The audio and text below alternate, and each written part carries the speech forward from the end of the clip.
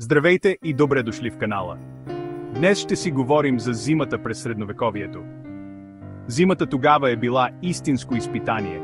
Студът е бил суров и безмилостен. Сняг често е покривал земята с месеци. Реките и потоците са замръзвали. Животът през средновековието е бил труден и без това.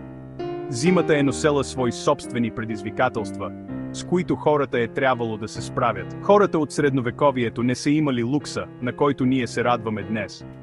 Нямало е парно отопление, за да топли домовете им. Електричеството не е съществувало. Храната не е била лесно достъпна през цялата година. Оцеляването е зависело от внимателно планиране и изобретателност. Зимата е носела постоянна заплаха от глад. Студените месеци са били изпитание за оцеляване.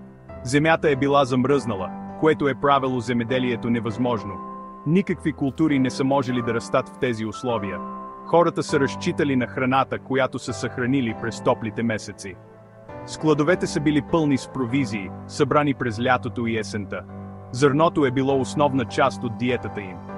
То е било основният източник на калории и енергия. Мелели са го на брашно, за да правят хляб. Хлябът е бил основна храна на всяко семейство. Запазването на храната е било от съществено значение. Без правилно съхранение, храната бързо би се развалила. Месото се е осолявало или опушвало, за да не се разваля. Това е било единственият начин да се запази месото за дълго време. Хората са сушили плодове и зеленчуци, за да ги запазят за по-дълго време. Сушенето е било ефективен метод за съхранение. Съхранявали са храната на хладни и сухи места, за да не се разваля. Използвали са мазета и други прохладни помещения. Дори и с тези методи, храната е можела да стане оскъдна до края на дългата зима. Много семейства са се борили с недостига на храна.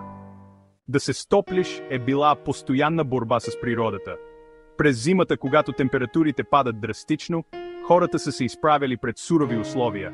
Хората са носили плъстове дрехи, изработени от вълна и животински кожи. Тези материали са били жизнено важни за оцеляването им. Вълната е била особено важна. Тя е била добивана от овце, които са били отглеждани специално за тази цел. Тя е осигурявала отлична изолация, так дори когато е мокра. Това я прави идеален материал за зимни дрехи и одеяла. Покривали са ръцете си с дебели ръкавици.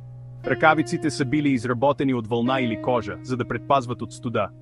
Носили са шапки, дръпнати ниско, за да предпазват ушите и лицата си. Тези шапки са били важни за защита от вятъра и студа. Къщите са предлагали ограничена защита от студа. Те са били построени с минимални ресурси и технологии. Много от домовете са били прости постройки, направени от дърво или камък. Тези материали са били лесно достъпни, но не са осигурявали добра изолация. Имали са сламени покриви, които са осигурявали минимална изолация. Сламата е била евтина и лесна за намиране, но не е била ефективна срещу студа. Теченията са били често срещани. Прозорците и вратите не са били добре уплътнени, което е позволявало на студения въздух да прониква вътре. Семействата често са се събирали около една камина, за да се топлят. Огънят е бил основният източник на топлина в домовете им. Споделяли са топлината на телата си и са готвели на открит огън.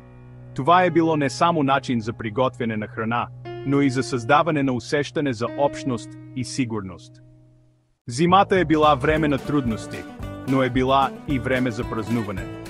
Въпреки студените и дълги нощи, хората са намирали начини да се събират и да се радват на малките моменти на щастие. Хората са очаквали с нетърпение зимното слънцестоене, най-краткия ден в годината. Това е било време на надежда, когато тъмнината започва да отстъпва място на светлината. Празнували са завръщането на слънцето и обещанието за по-дълги дни. Тези празненства са били изпълнени с радост и очакване за по-светло бъдеще. Коледа, християнски празник, честващ раждането на Исус Христос, е носела светлина и радост в най-тъмните дни на зимата. Хората са се събирали в църквите, за да пеят песни и да се молят за по-добри дни. Разказването на истории е било популярна форма на забавление през дългите зимни нощи. Тези истории са били не само за развлечение, но и за поучение. Хората са се събирали около огньове, за да споделят приказки за герои, митични същества и далечни земи. Тези разкази са били начин да се предават знания и мъдрост от поколение на поколение. Тези истории са им помагали да избягат от суровата действителност на зимата. Те са били като лъч светлина в тъмнината, давайки им надежда и утеха. Те са помагали за съхраняването на културните традиции и са им помагали да прекарат времето. Тези традиции са били важна част от живота на хората през зимата. Благодаря, че гледахте.